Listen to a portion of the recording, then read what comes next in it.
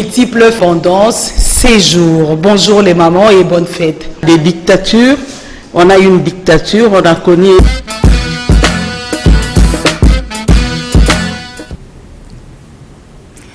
Bienvenue chers téléspectateurs de Canal Congo Télévision à cette émission Femmes aux multiples facettes.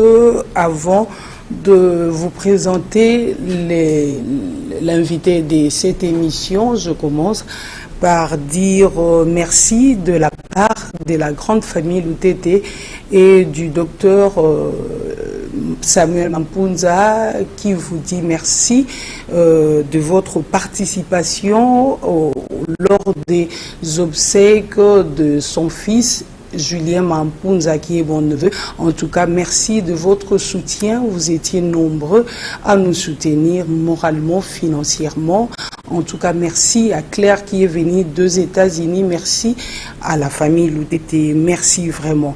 Je suis devant moi, maman Marie-Josée Bounsana. Avec elle, nous allons parler de l'actualité. L'actualité, c'est des troubles à l'IDPS, la liberté de Némouana Ntemi, retour de Moïse Katumbi à Lubumbashi. Nous débattons ces sujets, il y en a plusieurs, mais c'est ça qui est vraiment épinglé avec maman Marie-Josée Bounsana. Je vous dis bonjour. Bonjour, maman journaliste. Merci maman. Nous débutons cette émission avec l'IDPS. Il y a des troubles, ça brille à l'IDPS.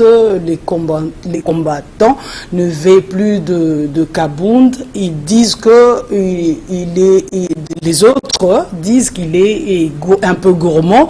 Pourquoi seulement lui, il peut occuper plusieurs postes.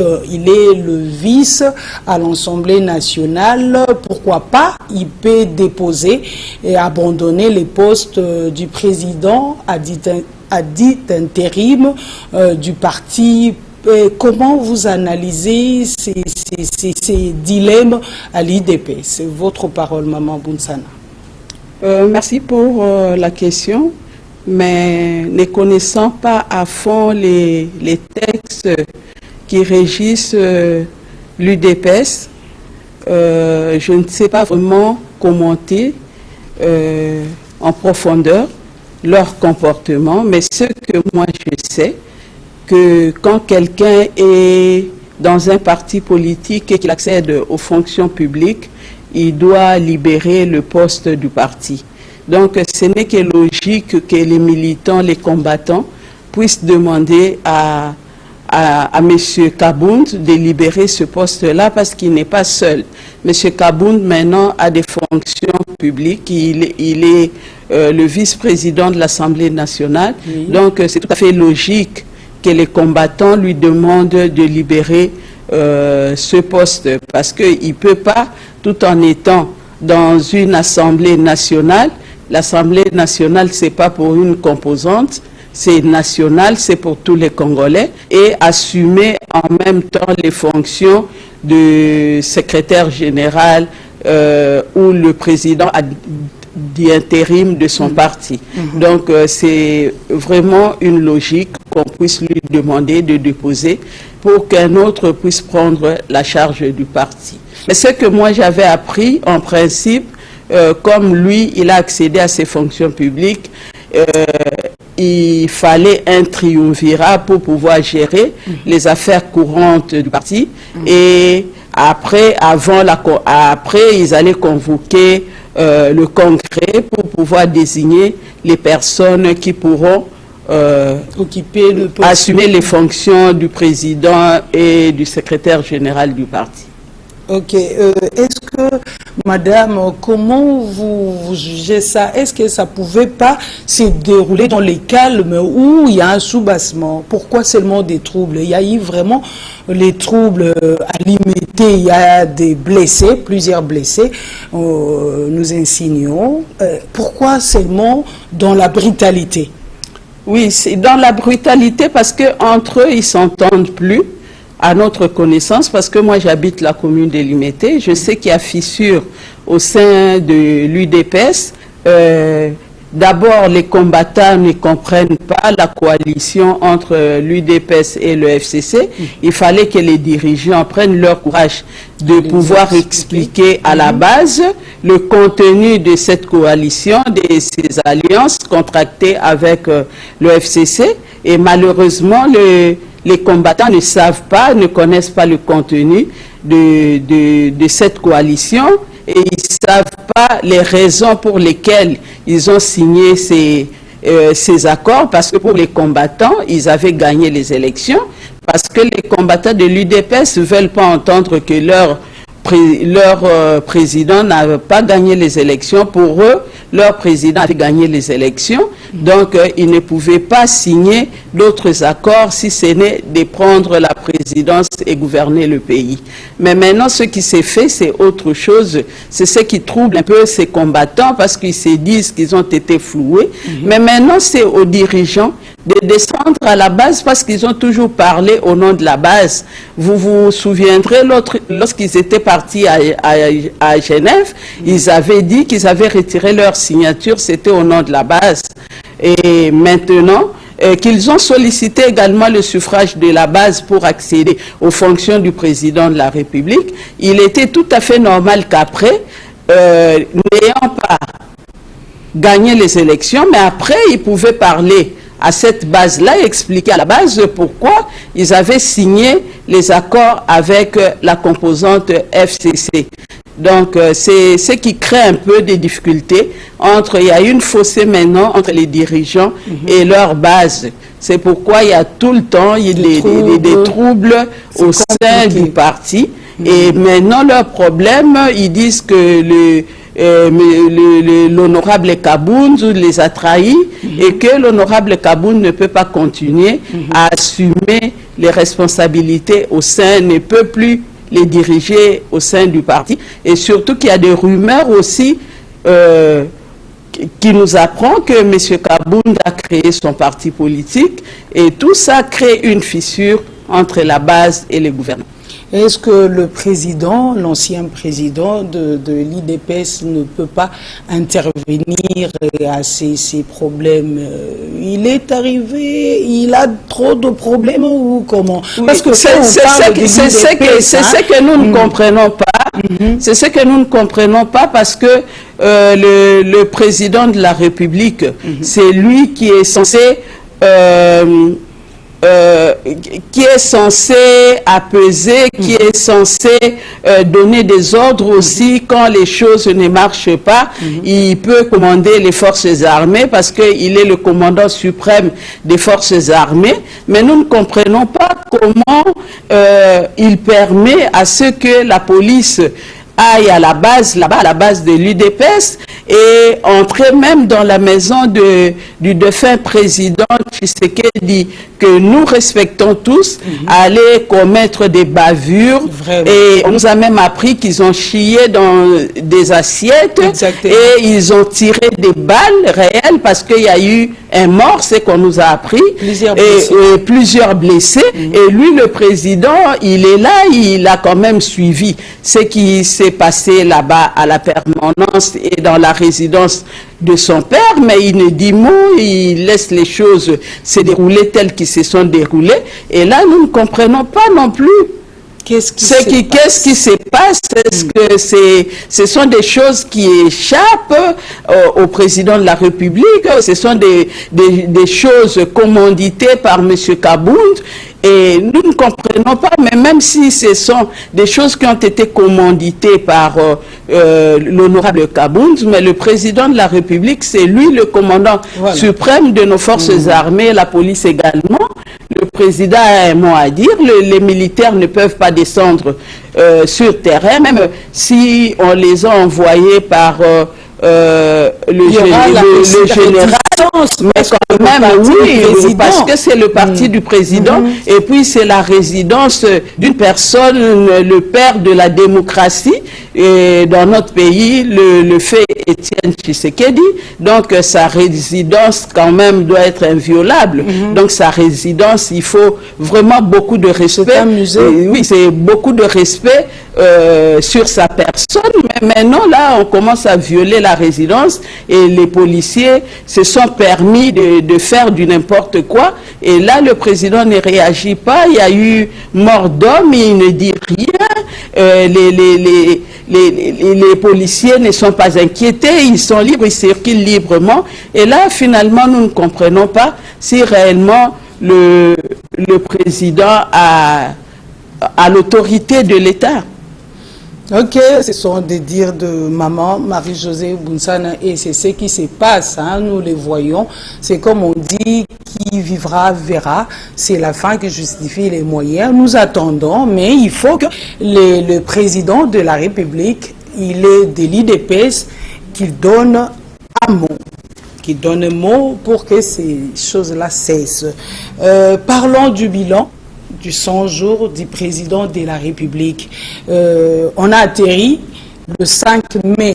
Aujourd'hui, on est le 11 mai.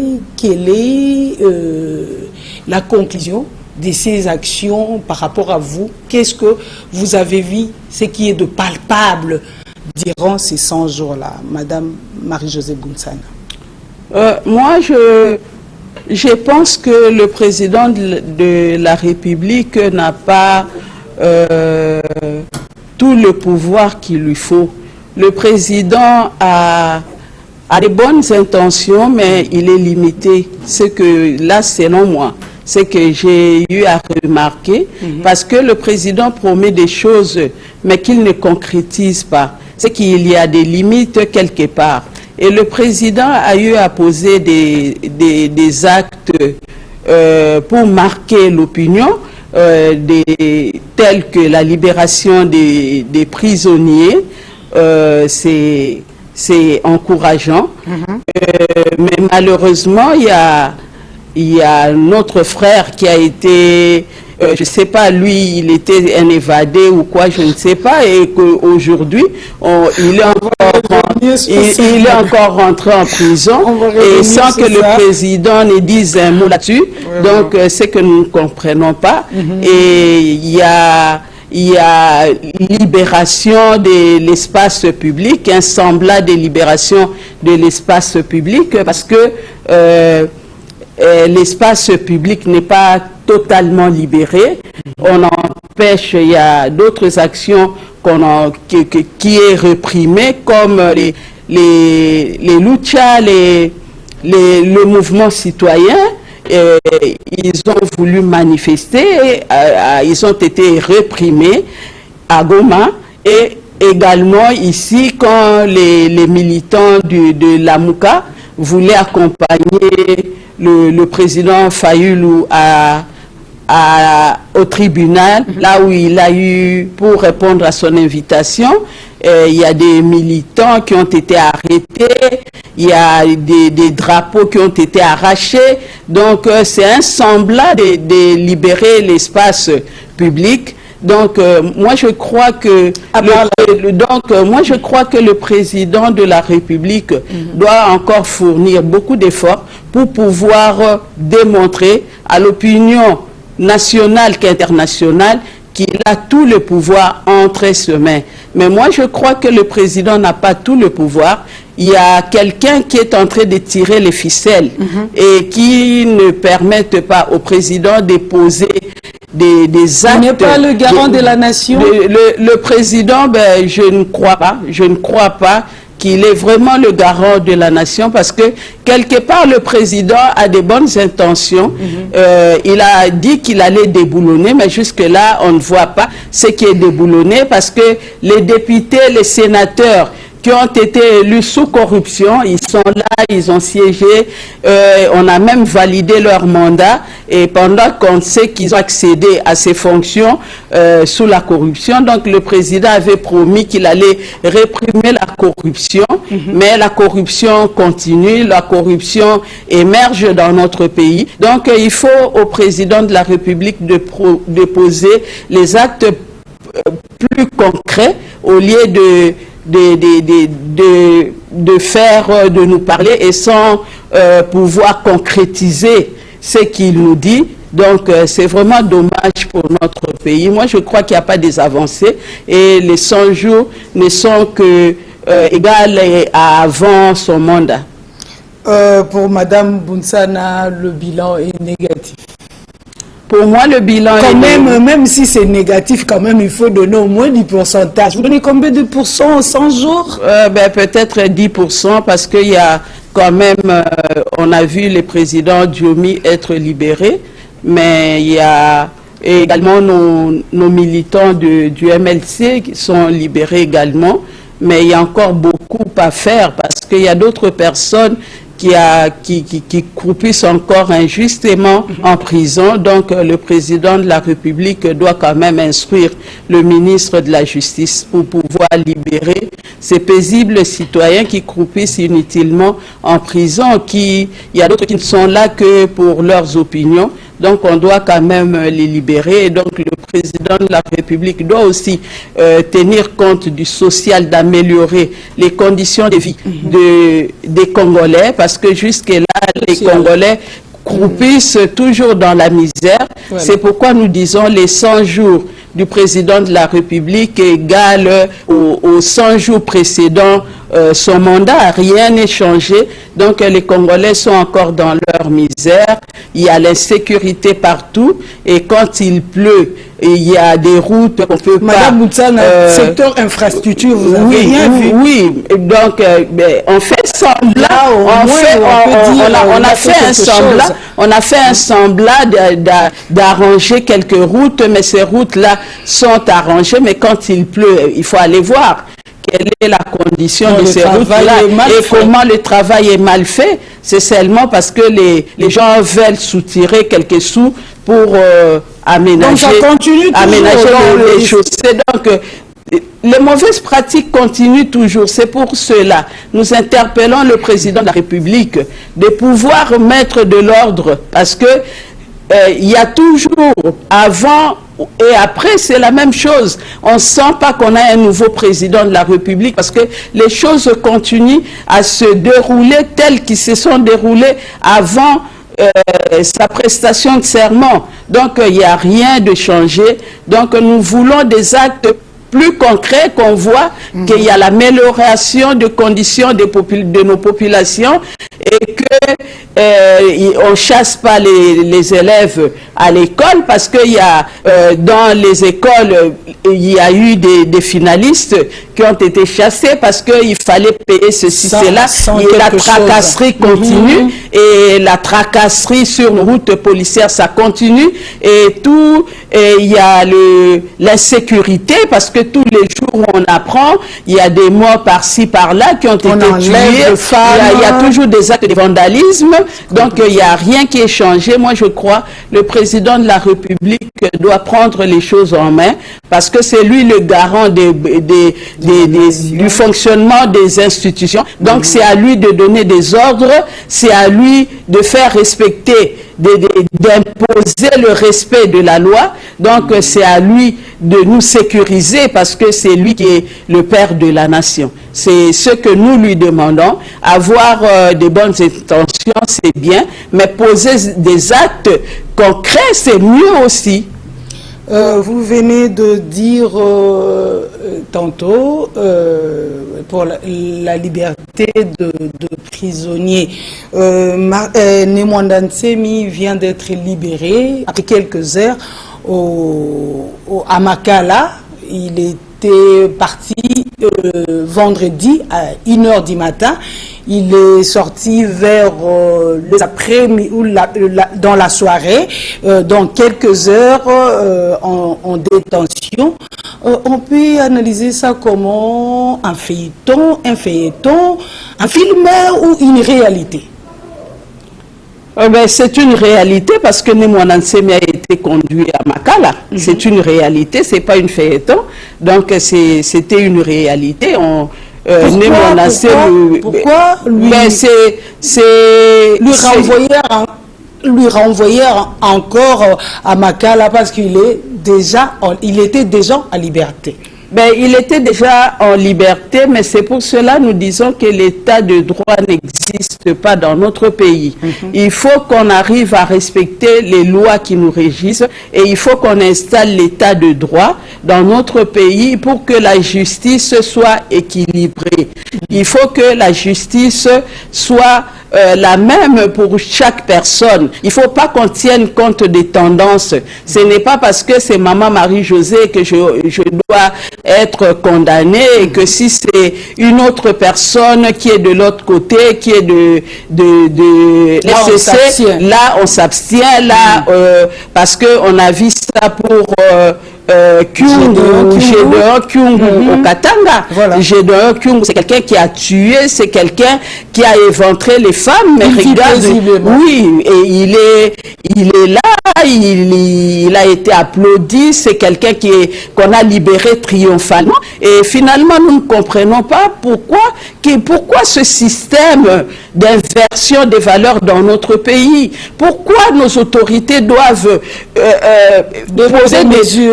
poser des actes comme ça, des actes qui démontrent qu'on veut réellement détruire la nation. Là, ce sont des actes pour détruire notre nation. Ce ne sont pas des actes qui favorisent la paix dans une nation, parce que comment on peut comprendre quelqu'un qui a tué, quelqu'un qui a éventré, quelqu'un qui a volé, qui a pillé, et la personne circule paisiblement, la personne n'est pas inquiétée, la personne est là, on est en train d'applaudir pour elle, et au vu au su de tous. Et là maintenant on dit, mais quel État? Est-ce que l'État existe réellement en République démocratique du Congo, ou bien nous sommes dans une situation de non-État?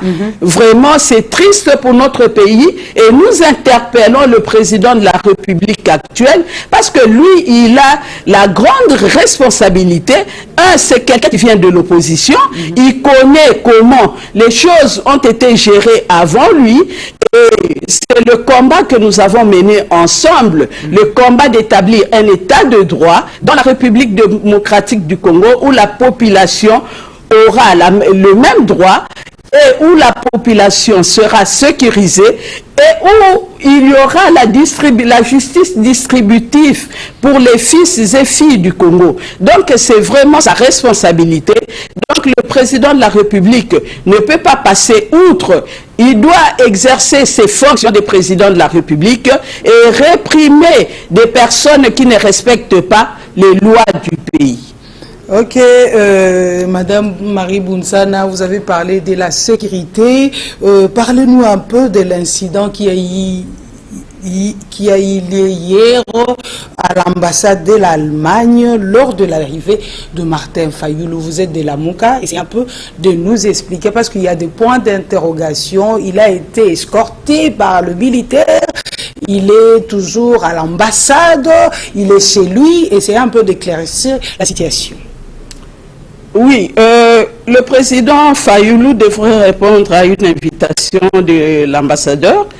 Malheureusement, sur le passage, il y avait une barrière toujours de Moura, des militaires appelés Moura, des militaires qui étaient commis à la résidence de l'ancien président de la République, l'ex-président monsieur Joseph Kabila, et que maintenant nous ne savons pas pourquoi ces militaires sont seulement sous ses ordres pendant qu'il n'est plus président de la République. Donc, en tout cas, le président Tshisekedi ne peut pas.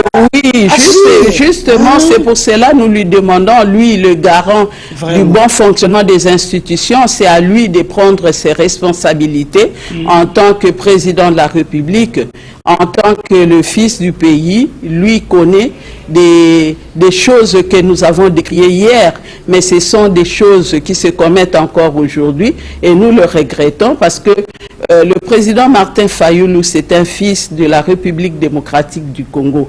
Il a été élu à 62% par les Congolais. Donc, les 62% des Congolais jusqu'aujourd'hui croient encore au président Martin Fayulu. Donc, ces personnes s'identifient au président Martin Fayulu, quoi qu'on a un président à la tête de notre pays. C'était quoi, un malentendu? Le président, c'était pas un malentendu, c'est un excès de zèle simplement pour empêcher un citoyen libre de circuler. Donc, devant l'ambassade. Oui, donc lui ne pouvait pas circuler, on l'a bloqué, mais heureusement que l'ambassadeur a intervenu et les choses après se sont remises en ordre. Donc, c'est ce qui s'était passé hier et nous déplorons ces actes, cet excès de zèle de nos militaires et nos policiers de foi. C'est simplement un excès de zèle. Nous ne savons pas, nous ne pouvons pas dire qu'il y avait des ordres qui leur ont été donnés de quelque part. Comme on n'a pas de preuves, on ne sait pas dire ainsi. Mais ce que nous disons seulement, c'est un excès de zèle de nos militaires de foi. Ils font des choses sans qu'on leur demande de le faire. Est-ce que vous avez un message particulier à dire au président de la République qui vous suit en ces moments par rapport à ces sujets?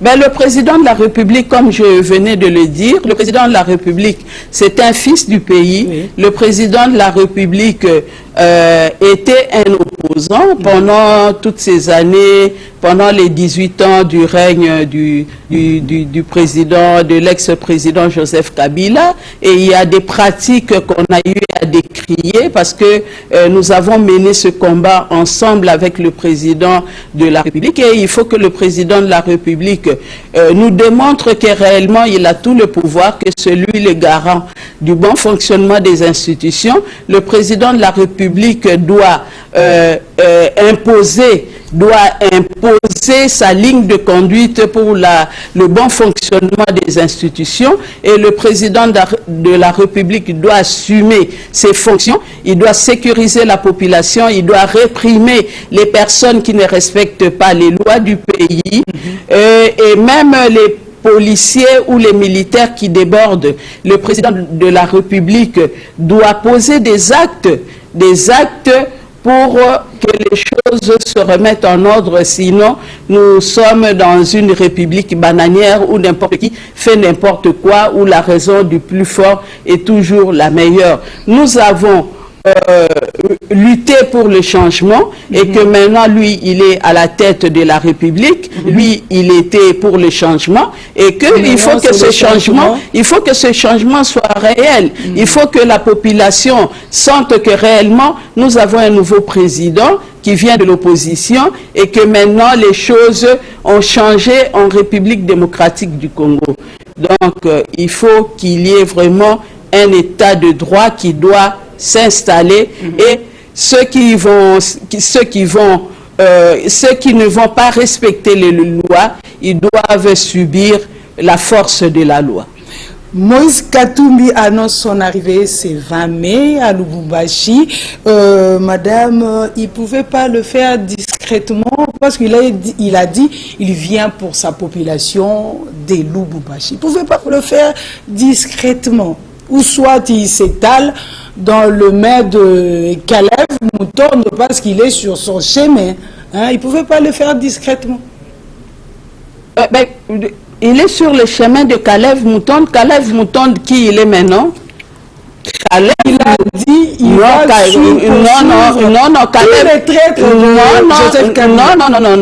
non.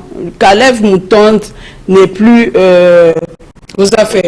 il n'est plus à l'ANER. Moi, je crois que Caleb Moutonde, son époque est passée. Et maintenant, monsieur Moïse Katumbi, c'est un Congolais, un citoyen congolais. Il est libre de revenir dans son pays. Et surtout que c'est un politique qui a son parti politique, il a ses militants, il a des personnes qui croient en lui, qui s'identifient en lui. Donc on ne peut pas l'empêcher de venir ni au Katanga ni à Kinshasa. Partout, il est libre de circuler sur toute l'étendue de la République démocratique du Congo parce que c'est un citoyen congolais. Donc personne n'a le droit d'empêcher un Congolais de revenir dans sa patrie. Donc je ne peux que féliciter ce retour du président Moïse Katumbi et que nous saluons, c'est bien. Il doit revenir d'abord parce qu'il a les responsabilités aussi de conduire au sein de la Mouka. Oui, au sein de la Mouka pendant ces 3 premiers mois. Oui. Donc c'est lui qui est le coordonnateur des activités du mouvement La Mouka. Donc il doit revenir au pays. C'est pas en étant en Europe qu'il va conduire les activités. Parce Après lui, c'est ici au Congo. Donc il doit revenir et nous attendons son retour et nous saluons son retour.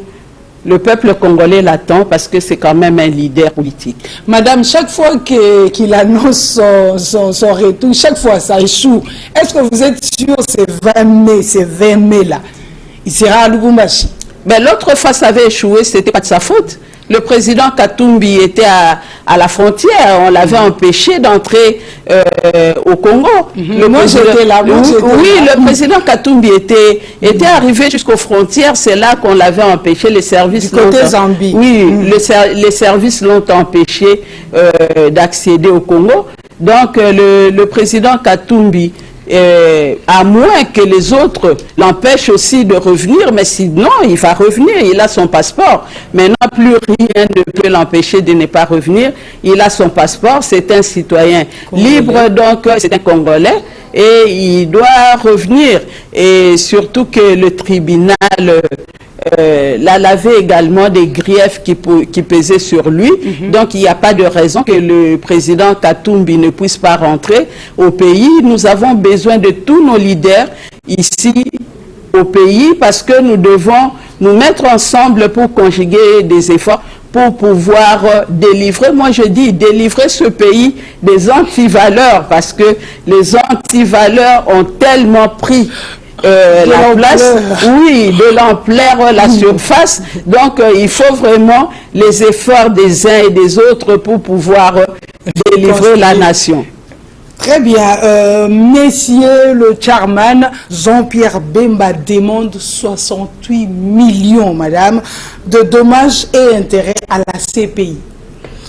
En rapport avec ces biens, c'était au cours d'une audience qui a eu lieu avant-hier au CPI. Un mot par rapport à ça, 68 millions, pardon. Mais c'est normal. C'est normal parce qu'on parle de 68 millions. Mais oui, 68 millions calculés pour les 10 années qu'un leader est resté en prison. Un père de famille, il a laissé ses enfants, il est resté en prison pendant 10 ans. 10 ans, il a laissé ses enfants qui étaient des petits garçons, il les a trouvés des grands messieurs, des grandes filles. Et pendant 10 ans, hors de son pays, c'est quand même un préjudice énorme. Et pendant 10 ans, ses comptes étaient bloqués. Il ne pouvait pas toucher à ses biens propres. Donc, c'est quand même un préjudice. Donc, on ne peut que lui dédommager, parce que c'est tout à fait normal qu'il a demandé, que ses avocats ont demandé cette somme pour dédommager notre leader. C'est tout à fait normal parce qu'on l'a arrêté pour rien. Pendant 10 ans, il était bloqué, il ne pouvait pas voir sa famille, ses enfants, son père est décédé, il n'est pas venu enterrer son père, il ne pouvait pas rentrer chez lui à la maison, il ne pouvait pas accéder à ses comptes bancaires, il ne pouvait même pas diriger son parti politique, le Mouvement de Libération du Congo, et pour rien, après 10 ans, on dit non, tu es acquitté, tu n'as rien fait, donc on ne peut que les dédommager. Et moi, j'encourage les avocats à continuer la procédure pour que réellement les dommages causés à notre leader soient réparés. Votre mot de la fin, parce qu'on est presque à la fin, juste 2 secondes, Madame Bunsana. Écho du cartel de femmes. Oui, d'abord, et le cartel est toujours, vous savez, le cartel, c'est une association des leaders actives. Nous sommes toujours très actifs dans nos partis politiques, au sein de nos bases. Donc, nous sommes très actifs. Nous encourageons les femmes leaders du cartel. Soyons toujours très actives, soyons des femmes debout pour mener des actions qui vont changer les choses dans notre pays, surtout que nous sommes les femmes. On dit que la femme sage, c'est elle qui bâtit la maison. Et si la femme peut bâtir une maison, et pourquoi pas bâtir la nation. Donc, nous disons aux femmes leaders du cartel de nous lever pour pouvoir bâtir nos communautés, bâtir notre société et bâtir notre pays qui attend beaucoup de nous. Parce que moi, je dis toujours, les hommes ont failli, les hommes ont prouvé leurs limites, et maintenant, c'est le temps de la femme. Nous demandons aux femmes d'être plus compétitives, d'être debout, pour pouvoir dénoncer également ce qui se fait en dehors des règles. Nous devons les dénoncer pour pouvoir rétablir la justice, la paix dans notre pays.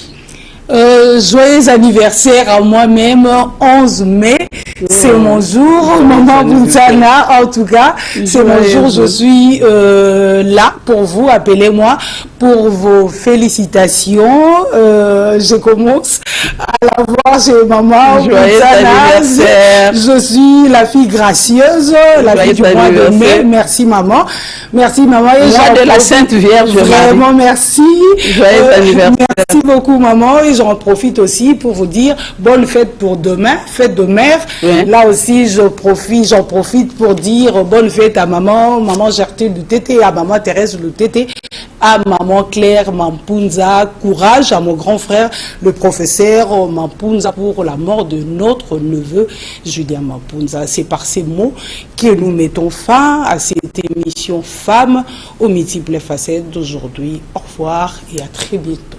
Merci, au revoir maman. Merci, joyeux anniversaire. Merci beaucoup maman. Tout ça, il combien de minutes? 20 minutes. Hein? Les lopettes.